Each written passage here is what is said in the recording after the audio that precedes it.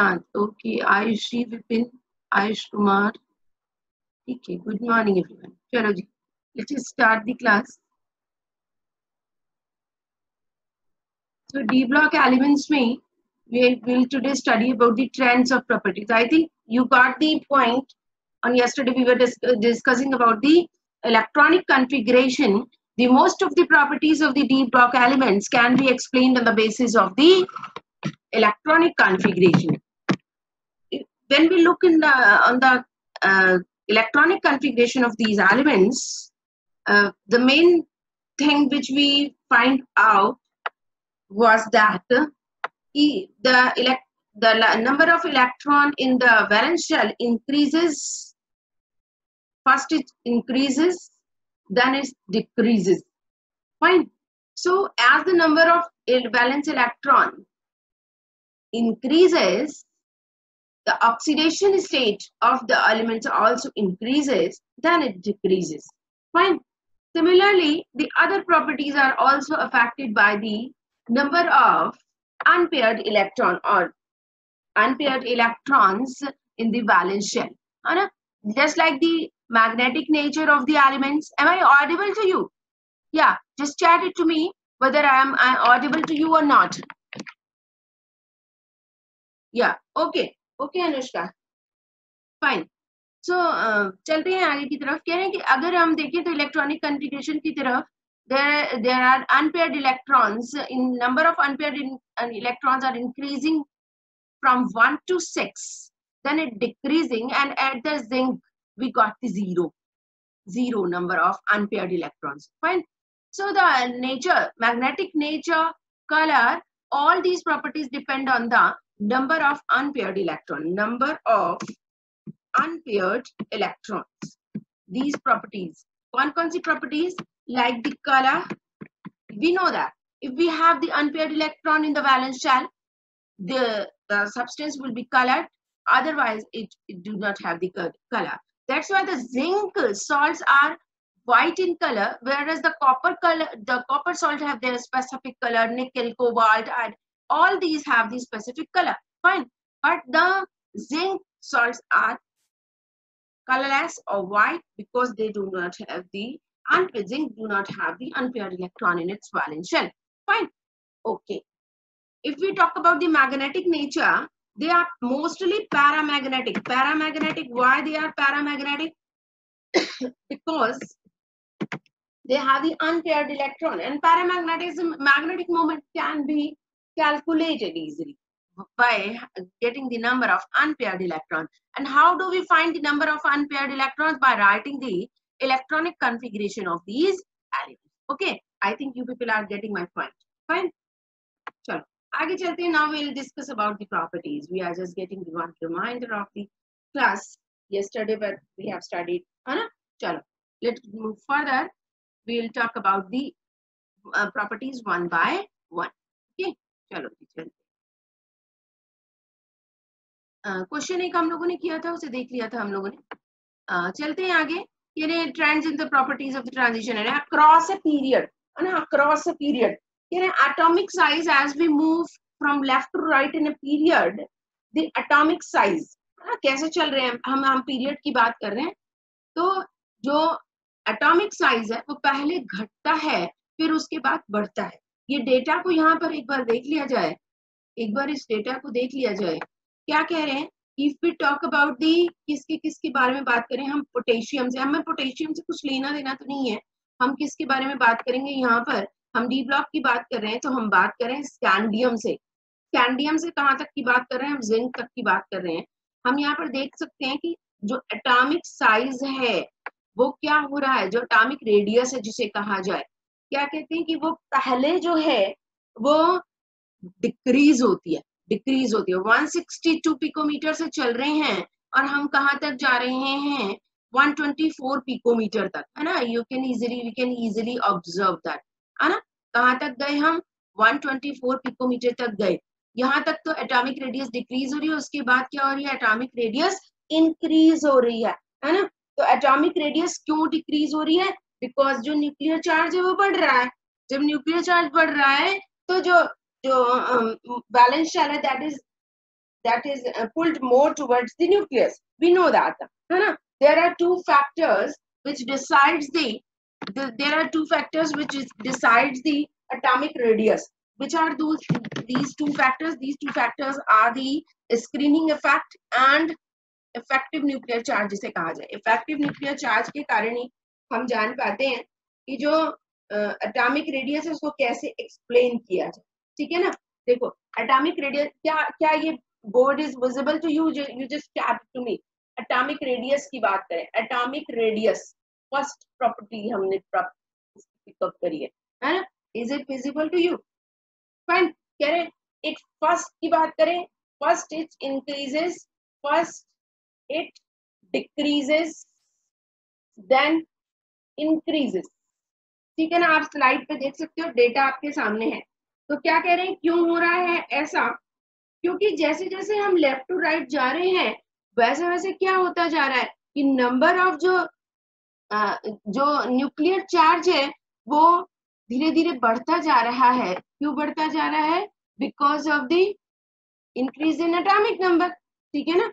फिर क्या रीजन हुआ कि वो राइट मोस्ट कॉर्नर पे जाकर, है ना, जो वो है वो इंक्रीज हो गई at the end of the period. क्यों हुआ? है ना? स्लाइट इंक्रीज क्यों हुआ? तो ये जो स्लाइट इंक्रीज है इसका ही आंसर हमें देना होता है कि स्लाइट इंक्रीज क्यों हुआ. ठीक है ना?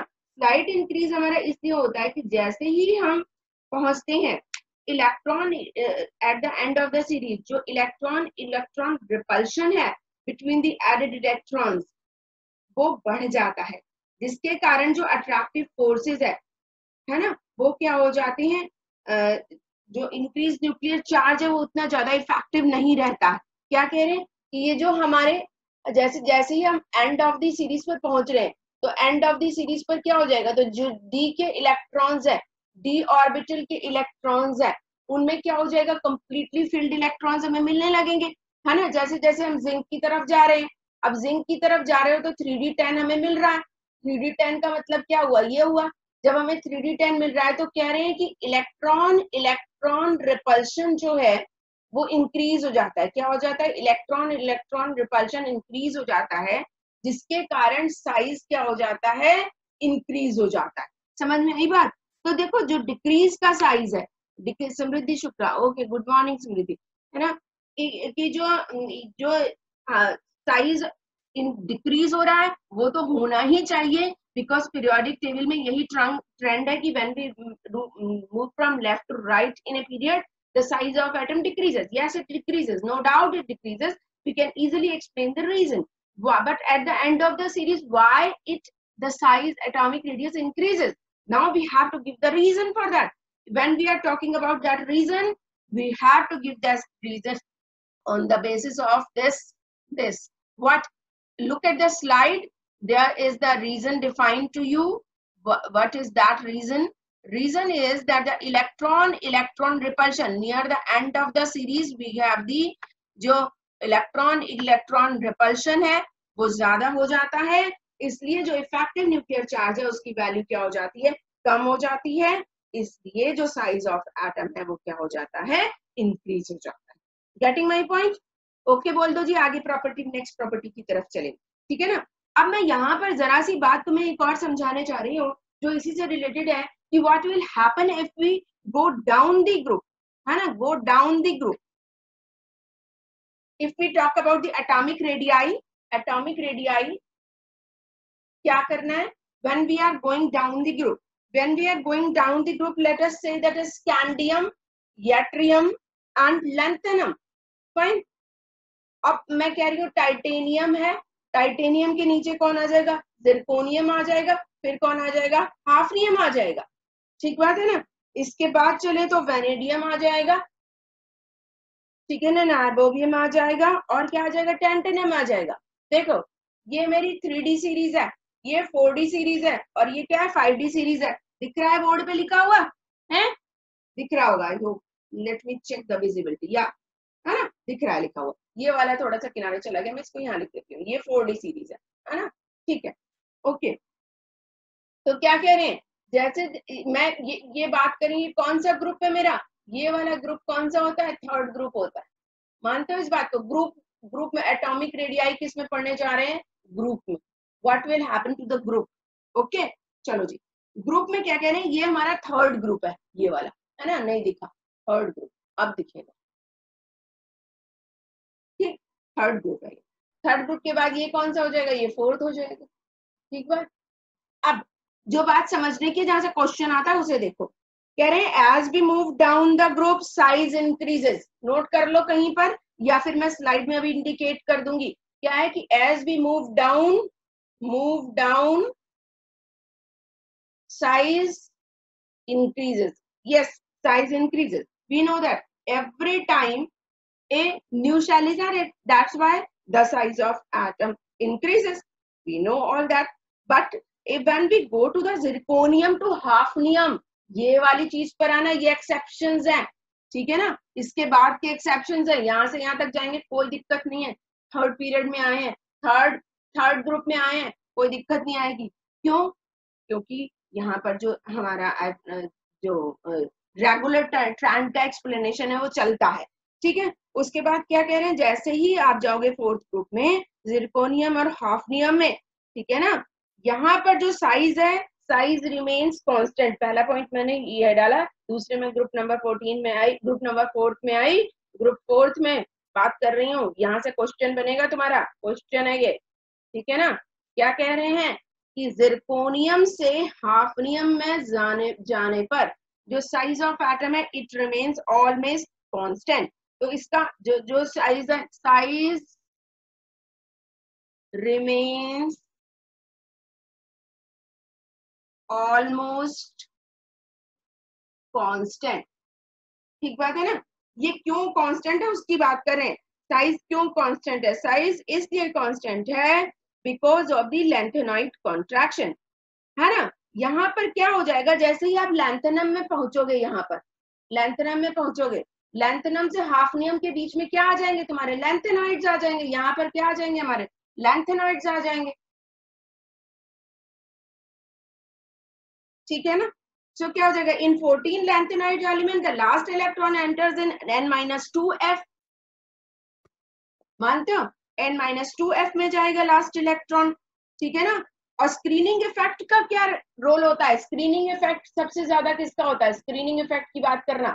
स्क्रीनिंग इफेक्ट क्या होता है, सबसे अच्छा S का होता है, उससे खराब किसका होता है, P का होता है, उससे खराब किसका, D का होता है, और सबसे खराब किसका होता है, F का होता है. ठीक बात है ना. तो जब लैंथेनॉइड का स्क्रीनिंग इफेक्ट कम होता जाएगा, स्क्रीनिंग इफेक्ट पुअर होता जाएगा, ऐसे समझो इसे. लैंथेनॉइड कॉन्ट्रैक्शन के कारण, स्क्रीनिंग इफेक्ट पुअर होने के कारण जो लैंथेनॉइड कॉन्ट्रैक्शन हो जाएगा, जिसके कारण जो साइज ऑफ जिरकोनियम है वो हाफनियम के लगभग क्या हो जाएगा, बराबर हो जाएगा. उसमें उतना ज्यादा इंक्रीज नहीं होगा. ठीक है ना. तो लैंथेनॉइड कॉन्ट्रैक्शन क्या है, the contraction or decrease in the size of atom because of poor shielding effect of the f electrons. That's why the lanthanides के साइज में क्या हो जाता है, रिडक्शन हो जाता है, कम हो जाता है. तो इसको कैसे लिखेंगे आप, in 14 lanthanide elements last electron enters in n-2f subshell. The screening power of sp-df, ये वाला order, due to poor screening effect provided by the f electrons. यहाँ पर क्या लिखेंगे, due to poor screening effect of किसका, f electrons. ठीक है ना, screening effect of f electrons. ठीक है ना. Z effective on the outer electrons increases. Z effective की वैल्यू क्या हो जाएगी, Z effective on the valence electron in, ऐसे कहिए, the Z effective increases as a result of which the size of atom क्या हो जाता है, डिक्रीज हो जाता है. क्लियर हुई बात, समझ में आई बात. क्या कहा गया है, कहा ये गया है कि जैसे जैसे यहां से यहां तक जाने में, ध्यान से समझना, फिर से लास्ट राउंड बता रही हूँ, यहाँ जिरकोनियम से हाफनियम में जाने पर साइज ऑफ एटम उतना ज्यादा इंक्रीज नहीं होता है जितना ज्यादा होना चाहिए, वो लगभग कांस्टेंट नजर आता है. क्यों होता है ऐसा, because of the poor shielding effect of the n-2 f electrons in lanthanide. The value of Z effective increases. Z effective increases. Therefore, the size of atom decreases. है ना, सारी चीजों को यहाँ कंक्लूड कर लो. यहीं पर इसी बॉक्स में क्या हो जाएगा, साइज ऑफ एटम क्या हो जाएगा, साइज क्या हो जाएगा, जो एटम का साइज है वो क्या हो जाएगा, डिक्रीज कर जाएगा. किस लिए, लैंथेनाइड्स में n-2 में जाएगा इलेक्ट्रॉन, है ना. लास्ट इलेक्ट्रॉन कहाँ जाएगा, f ऑर्बिटल. क्लियर हो रही बात, ठीक है ना. On moving from 3d to 4d, at size increases, but from 4d to 5d after lanthanum, size remains almost constant due to poor shielding effect of the f electrons. Clear to यार, okay करो, चलो आगे बढ़े. Next देखा जाए क्या करना है, ठीक है. So this is all about the atomic radius in group and in the period. Let us move further. जो सेकेंड प्रॉपर्टी है, देखिए इसमें जितनी भी प्रॉपर्टीज हैं, these properties are generally explained on the basis of the electronic configuration. We'll talk about the electronic configuration, है ना. Electronic configuration के आधार पर ही इन प्रॉपर्टीज का एक्सप्लेनेशन किया जाता है. तो जब हमें इलेक्ट्रॉनिक कॉन्फ़िगरेशन आता होगा तो फिर हम सब कुछ कर सकते हैं, ठीक बात है. इलेक्ट्रॉनिक कॉन्फ़िगरेशन लिखना नहीं आता होगा तब तो हमें प्रॉब्लम रहने ही वाली है. इसीलिए सबसे पहले कहा जाता है कि आपको इलेक्ट्रॉनिक कॉन्फ़िगरेशन लिखना सीखना है, ठीक है ना. इलेक्ट्रोनेगेटिविटी और आयनाइजेशन एंथैल्पी की बात करें तो इलेक्ट्रोनेगेटिविटी और आयनाइजेशन एंथैल्पी जो है वो इंक्रीज होती है. इलेक्ट्रोनेगेटिविटी इंक्रीज कब होगी, जब साइज ऑफ एटम क्या होगा, डिक्रीज होगा. ठीक बात है ना. जितना जितना साइज ऑफ एटम छोटा होगा उतनी क्या होगी, इलेक्ट्रोनेगेटिविटी ज्यादा होगी. तो it is quite related to the किससे, साइज ऑफ एटम से. यू नो, आयनाइजेशन एंथैल्पी की बात करो. Ionisation enthalpy gradually increases with the increase in atomic number along a given transition series, though some irregularities are observed. देखो अब ये जो slide है इसमें हमने लिखा हुआ पढ़ लिया. अब जो इसमें इंपॉर्टेंट बात है ना वो बोर्ड पर बता रही हूँ. क्या कह रहे हैं, स्लाइड साथ साथ देखते चलना, ठीक है क्या, क्योंकि जो लिखी हुई चीजें हैं वो आपके बुक से बताई जा रही हैं. जो बुक से बताई जा रही है उन पॉइंट्स को होल्ड तो करना ही पड़ेगा ना, है ना. So what electronegativity depends on the size of atom. So if you look at the electronegativity, it is given to you according to the data that it पहले 1.5 तक क्या होती है आपकी, डिक्रीज होती है. उसके बाद क्या हो जाती है, धीरे से बढ़ जाती है. जिंक पर जाकर बिल्कुल घट गई है. क्यों घट गई इलेक्ट्रोनेगेटिविटी, क्योंकि जो जिंक में s और d दोनों ऑर्बिटल फील्ड है, साइज क्या है, कंपैरेटिवली बड़ा है, इसलिए इलेक्ट्रोनेगेटिविटी क्या हो गई है, डिक्रीज हो गई है. The electronegativity is directly related to the size of atom. ठीक है ना. So when we talk about the ionization enthalpy gradually increases. ठीक है ना. Increase in ionization enthalpy due to increased nuclear charge with the increase in atomic number, which reduces the size of the atom, making the removal of outer electron difficult. Quite easy, है ना. कि जो size of atom के हिसाब से हम ionization enthalpy की बात करते हैं, जितना साइज छोटा होगा उतनी आयनाइजेशन एंथैल्पी क्या होगी, ज्यादा होगी. ठीक बात है ना, ठीक है ना.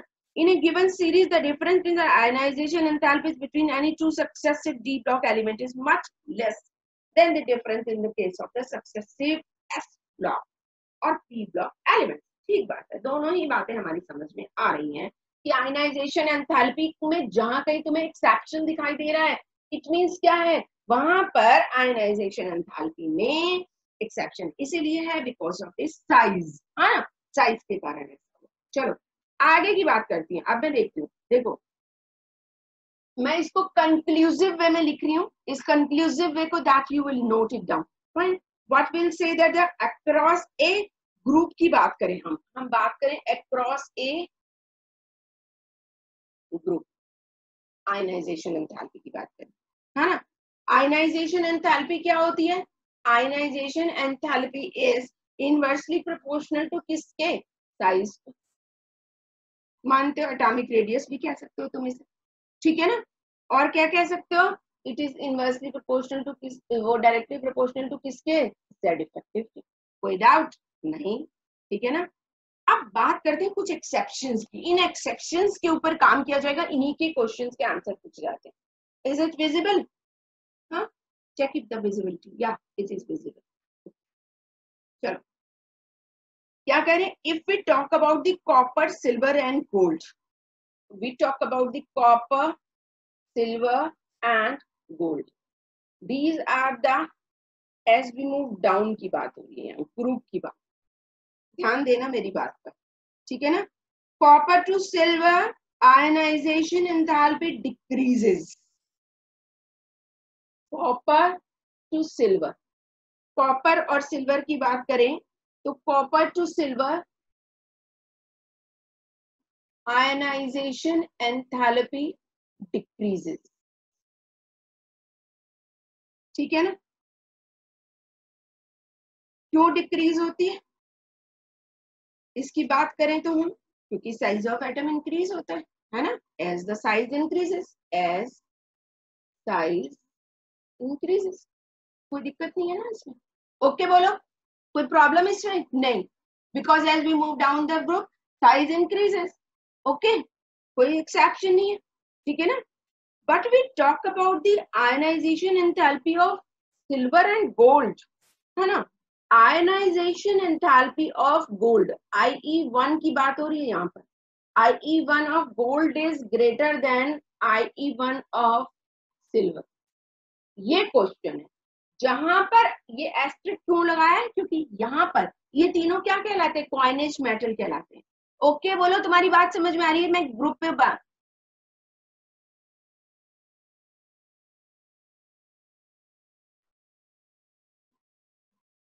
पर मैं स्लाइड में तो डायरेक्टली प्रोपोर्शनल है, कहाँ डायरेक्टली प्रोपोर्शनल है,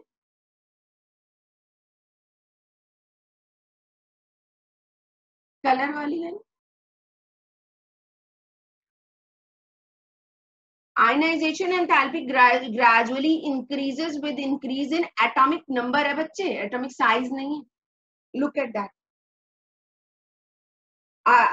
गोल्ड और सिल्वर की बात करते हैं, साइज इज सेम है लगभग, है ना, बिकॉज क्या है, क्योंकि कॉन्ट्रैक्शन आ जाता है, लेंथेनाइट कॉन्ट्रैक्शन आ जाता है। चलो ठीक है, तो इसमें क्या लिखना, रीजन लिखो, रीजन याद करो जिस रीजन के ऊपर बात की जाएगी और जो तुम्हें आंसर में लिखना है, ठीक है ना। क्या रीजन है कि जो आयनाइजेशन एंथैल्पी 1 है वो गोल्ड की सिल्वर से ज्यादा है, because since the size is almost क्या है, सेम, ठीक बात है। Why, because their size is almost same, ठीक, क्यों सेम है अभी हम लोगों ने बात की है, ठीक है ना। बट लेकिन यहाँ शायद लिखा हुआ नीचे दिख नहीं रहा, मैं इसको थोड़ा सा ऊपर करके लिखती हूँ, ये वाली चीज यहाँ पर ड्रॉप करती हूँ, यहाँ पर लिखती हूँ जिससे तुम्हें समझ में आएगा क्या लिखना चाह रही हूँ, ठीक है ना। Size is same but Z effective, size is same but Z effective for gold is, Z effective for gold is more than silver। समझ में आई ये बात, हमें क्या देना है, ठीक है ना, हमें क्या बताना है, हमें ये बताना है कि गोल्ड के लिए आयनाइजेशन एंथैल्पी सिल्वर से ज्यादा है। हम जब पढ़ रहे होते हैं डी ब्लॉक को या किसी भी ब्लॉक केमिस्ट्री को पढ़ रहे होते हैं, in case of block chemistry the data are given to us, what we have to do, we have to explain the data, reason for the data, and we have to if there are exceptions we have to explain the exceptions also, ठीक है ना। तो हमें तो exceptions का जो reason होता है वो explain करना होता है। स्क्रीनिंग इफेक्ट किसी बच्चे ने पूछा है, Z इफेक्टिव क्या होता है पूछा है किसी ने, है ना, आदित्य पूछ रहा है कि Z इफेक्टिव क्या होता है। देखो Z इफेक्टिव का मतलब है आदित्य कि जो वैलेंस शेल है उसके इलेक्ट्रॉन्स के ऊपर एक्चुअली में न्यूक्लियस का फोर्स ऑफ अट्रैक्शन कितना है, that is called Z effective. Okay, एक बार फिर से मैं बताने की कोशिश, ये वाली बात समझ में आई है? इस टॉपिक को पहले पूरा करते हैं, फिर आगे बढ़ते हैं, फिर मैं तुम्हें समझाती हूँ कि क्या कहना चाह रहे हैं, ठीक है ना। सिल्वर और गोल्ड का एक्सप्लेनेशन हम लोगों ने समझ में आया। तो हमें जो एक्चुअल ऑर्डर कहीं पर लिखने के लिए आ जाए आयनाइजेशन एंथैल्पी का, तो वो ऑर्डर जरा सा नोट कर लो, वो ऑब्जेक्टिव क्वेश्चंस में तुमसे पूछा जाता है। सिल्वर गोल्ड के केस में, सिल्वर गोल्ड और कॉपर के केस में, मरकरी जिंक और कैडमियम के केस में एक्चुअल ऑर्डर जो कि डेटा के हिसाब से किसका, आयनाइजेशन एंथैल्पी का, क्या है वो एक्चुअल ऑर्डर, गोल्ड की सबसे ज्यादा है, उसके बाद कॉपर की है, फिर किसकी है, सिल्वर की है, ठीक है ना। ऐसे ही मरकरी है, फिर कौन है, जिंक है, फिर कौन है, कैडमियम है, ठीक बात है ना। ओके, और क्या कह सकते हैं, और इनकी आयनाइजेशन एंथैल्पी हमेशा क्या होगी, एस ब्लॉक के एलिमेंट से ज्यादा होगी। IE इज ऑलवेज क्या होगी, ग्रेटर देन, क्या यहां लिख देते हैं, ग्रेटर देन एस ब्लॉक, ठीक बात है ना। जो करस्पॉन्डिंग एस ब्लॉक का मेटल होगा उससे क्या होगी, ज्यादा ही होगी, क्योंकि साइज तो एस ब्लॉक से तो छोटा ही होगा ना। ओके, अब जरा सा इसके क्वेश्चन का आंसर देती हूँ बहुत जल्दी से कि what is the meaning of Z effective. Okay, okay लिखो इसको, चले आगे।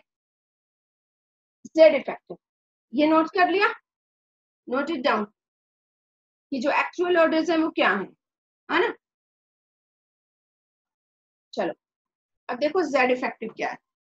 जेड इफेक्टिव का मतलब है, देखिए ये मेरा न्यूक्लियस है, ये सारे शेल्स हैं जो फिल्ड है, इलेक्ट्रॉन्स के ऊपर फोर्स ऑफ अट्रैक्शन लग रहा है by this nucleus. Okay, so the this electron will experience a force of attraction. Z effective means what is the actual force of attraction, होना क्या चाहिए, ये वाला न्यूक्लियस इस इलेक्ट्रॉन को देखे बिना इन इलेक्ट्रॉन्स को देखे हुए, इसको नजरअंदाज करते हुए ये जो पॉजिटिवली चार्ज न्यूक्लियस है वो इस इलेक्ट्रॉन के ऊपर फोर्स ऑफ अट्रैक्शन लगाएगा, ठीक बात है। तो ऐसा लगता है कि इतना ही फोर्स ऑफ अट्रैक्शन इसके ऊपर लगना चाहिए, इसको बीच वालों से कोई मतलब नहीं होना चाहिए। लेकिन क्या एक्चुअली आदित्य ऐसा होता है, नहीं ऐसा नहीं होता है, ये वाले इलेक्ट्रॉन्स भी अपना रोल प्ले करते हैं। These electrons will repel each other, they'll also repel this electron, fine. A force of repulsion is acting between these electrons, and the positively charged nucleus is exerting a force of attraction on this electron. So the net force of attraction experienced by this electron will get decreased, and this decreased force of attraction of the electron on the electron by this nucleus is the actual Z effect. Clear enough? So the repulsive forces which are acting is actually the screening effect. Repulsive forces are what? Screening. वो इसको screen कर रहे हैं, वो इसको देखने, इस nucleus को, ये इलेक्ट्रॉन को देखने के रास्ते में ये रुकावटें हैं, स्क्रीन कर रहे हैं। क्लियर हो रही बात? तो this is what, screening effect, ठीक है ना। Okay, so I think you people will got the point, you got the answer. Okay लिख दो, आगे चले हम लोग। आयनाइजेशन एंथैल्पी पढ़ा, एटॉमिक रेडियस पढ़ी, आगे की बात करते हैं हम लोग। क्या है नेक्स्ट हमारा है, विद इन ए ग्रुप की बात अभी हम लोग करके आए हैं कि जो ग्रुप होता है कि एटॉमिक साइज इंक्रीज होता है 4 to 5 में, बट नॉट फ्रॉम 5 to 6। क्यों नहीं होता है, अभी हम लोगों ने बात करी कि लैंथेनाइड कॉन्ट्रैक्शन हो जाता है, इसलिए इस लैंथेनाइड कॉन्ट्रैक्शन के कारण जो जेड इफेक्टिव की वैल्यू है इतनी ज्यादा नहीं रहती है। इसलिए एटॉमिक रेडियस बता दीजिए Rohit Prajapati, atomic radius means किसकी एटॉमिक रेडियस बता, एटॉमिक रेडियस किसकी बता दो बच्चे, इलेक्ट्रोनेगेटिविटी ग्रुप की बात करें तो 4 to 5 में क्या हो जाएगी, जब हम जाएंगे नीचे की तरफ साइज बढ़ेगा, इसलिए क्या हो जाएगी, इलेक्ट्रोनेगेटिविटी की वैल्यू हट जाएगी। क्योंकि साइज बड़ा होगा तो इलेक्ट्रोनेगेटिविटी घट जाएगी, ठीक है ना। 5 to 6 में हैवियर एलिमेंट्स में ज्यादा हो जाती है इलेक्ट्रोनेगेटिव, क्योंकि साइज वहां पर क्या हो जाता है, थोड़ा सा घट जाता है लेंथेनॉइड कॉन्ट्रैक्शन की वजह से, ठीक बात है ना। तो डेंसिटी और इनके जो डेंसिटी और जो आयनाइजेशन एंथैल्पीज है, इनमें बहुत सारे जो हैं वो हम लोगों को एक्सेप्शंस मिलते हैं। डेंसिटी जो है वो हम नीचे की तरफ जाएंगे तो जो एटॉमिक वॉल्यूम है वो भी चेंज होगा, एटॉमिक मास भी चेंज होगा, तो जो डेंसिटी है वो भी क्या हो जाएगी, इंक्रीज हो जाएगी, ठीक है ना। मैम एटॉमिक रेडियस का ट्रेंड बता दीजिए। एटॉमिक रेडियस के ट्रेंड का मीनिंग ये है कि जैसे जैसे हम लेफ्ट टू राइट जाते हैं किसी भी पीरियड में, मतलब एक एक सीरीज में, तो एटॉमिक रेडियस पहले तो क्या होती है, घटती है, फिर लास्ट में जाकर थोड़ी सी बढ़ जाती है, ठीक है ना।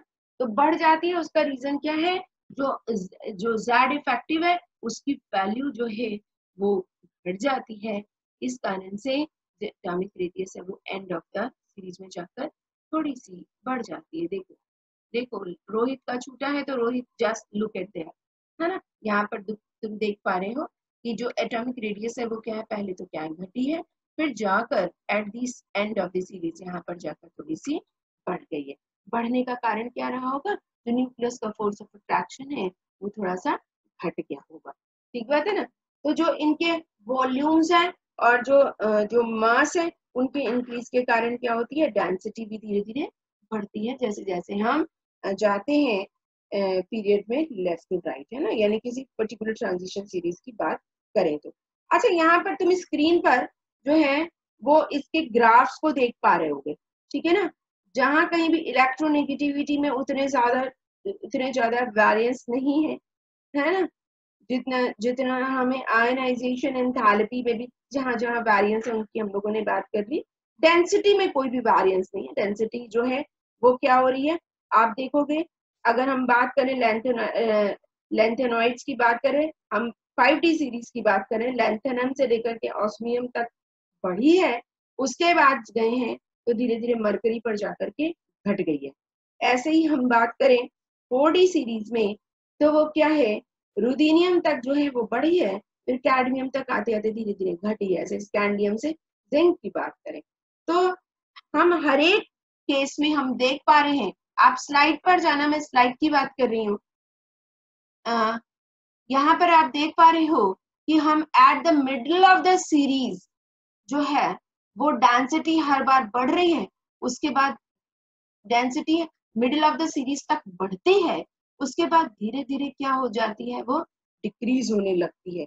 इसीलिए जो जिंक है, जो कैडमियम है, जो मरकरी है, उनकी डेंसिटी कंपैरेटिवली अदर मेटल से जो इसके प्रीसीडिंग मेटल्स हैं उनसे लेसर है, और मरकरी की तो काफी कम हो जाती है। इसलिए मरकरी क्या है, वो जो है रूम टेम्परेचर पर लिक्विड स्टेट में पाया जाता है, ठीक है ना। तो जो एक्सेप्शंस हैं उनके बारे में ही क्वेश्चन हम लोगों से पूछे जाते हैं।